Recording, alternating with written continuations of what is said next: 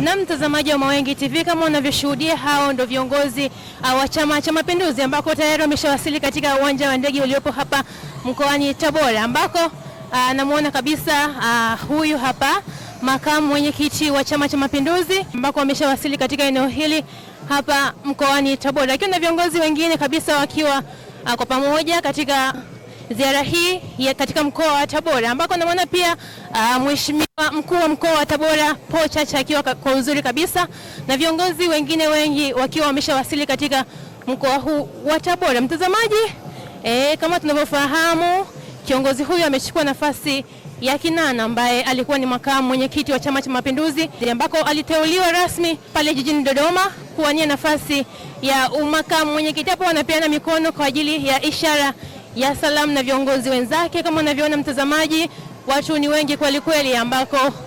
wamempokea kwa uzuri kabisa, na huku wanachama wa Chama cha Mapinduzi CCM wakiwa wanashangilia kujia wa kiongozi huu, ikiwa ni wazi kwamba CCM imejipanga vizuri kabisa kwa ajili ya uchaguzi mkuu kwa mwaka huu 2025, ambako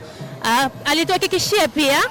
kwamba mojawapo ya majukumu ambayo atatekeleza ni kuhakikisha kwamba chama hiki cha Mapinduzi kinawania nafasi katika mwaka huu wa 2025, kwamba kinaendelea kuongoza katika nchi yetu hii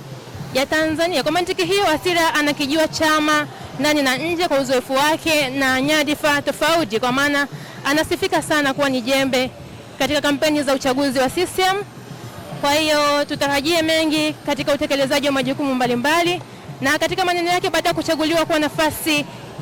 ya makamu mwenyekiti wa CCM, kiongozi huyu alitamka kwamba ana kazi mbili tu kubwa mtazamaji, ambayo ya kwanza ni kupigania chama na hatimaye kushinda katika uchaguzi mkuu wa mwaka huu wa rais, wa bunge, wa wawakilishi na madiwani unaotarajiwa kufanyika Oktoba mwaka huu, na hatimaye kushika dola. Hapo ni akielekea katika upande wa pili, ambako yuko na watu wengi kweli kweli, ikiwa pamoja na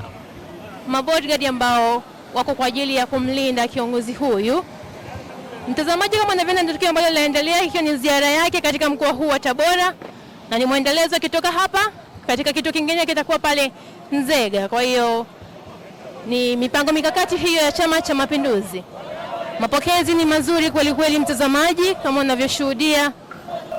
watu wamejipanga vya kutosha katika mwaka huu wa uchaguzi mkuu 2025. Hao ni baadhi ya watu, ishara kuonyesha nyadhifa alionayo kiongozi huyu, ishara ya heshima kufuatia nyadhifa alionayo kiongozi huyu. Kama unavyoona mtazamaji, hilo ndio tukio ambalo linaendelea katika eneo hili la uwanja wa ndege mkoani Tabora, ambako amekwisha kuwasili vizuri kabisa, akipokelewa na mkuu wa mkoa wa Tabora Mheshimiwa Paul Chacha Matiku kwa ajili ya ziara hii ya mkoa wa Tabora. Wakati huu mtazamaji, unakumbusha kuendelea kutufuatilia hapa hapa Mawengi TV kwa ajili ya habari motomoto ambazo tunakuletea hapa.